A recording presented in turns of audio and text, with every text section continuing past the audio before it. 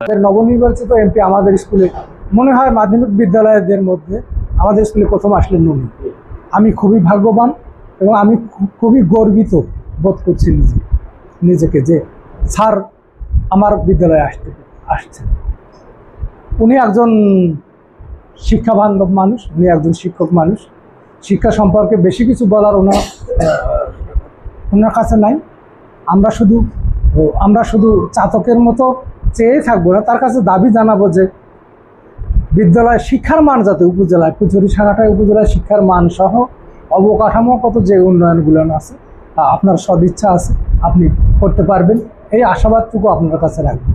আর সবচেয়ে যেটা ভালো লাগলো, আমি বিভিন্ন সময়ে আমি প্রায় 33 ইয়ার্স, নিয়ার অ্যাবাউট 32 ইয়ার্স আমি এখানে শিক্ষকতা করতেছি।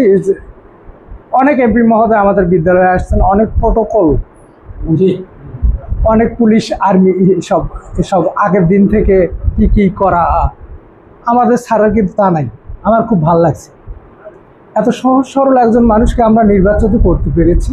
আমরা সত্যিই গর্বিত এবং আমরা আশাবাদী যে উনি আমাদের আস্থার প্রতিদানটুকু দেবেন।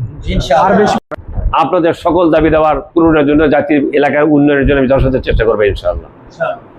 এই জন্য আর একটা দাবি করতে চাই যে আমি জামাত ইসলামীর এমপি প্রার্থী, জেলা নায়েবে আমির। আমরা জামাতের স্লোগান আল্লাহর আইন চাই, সৎ শাসন চাই।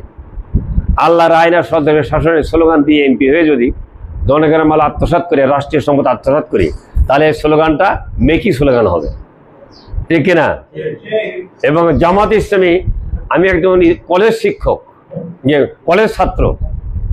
আমি গাইবান্ধা কলেজ থেকে 1972 সালের ছাত্র ছিলাম। স্বাধীনতার কারণে পরীক্ষাটা 73 সালে হয়েছে, তখন বিএ পাস করেছি। কোরআন হাদিস জানি না, মাদ্রাসায় যায়নি। জামাত ইসলাম আমাকে তিলেতে আমাকে গড়ে তুলেছে, জামাত ইসলামের তিলেতে আমাকে গড়ে তুলেছে। যার কারণে 2-4টা আয়াত যাতে কিছু কথা বলতে পারি। এটা জামাতের, আমার এই কৃতিত্বের অবদান সব জামাত ইসলামে। আমার ব্যক্তিগত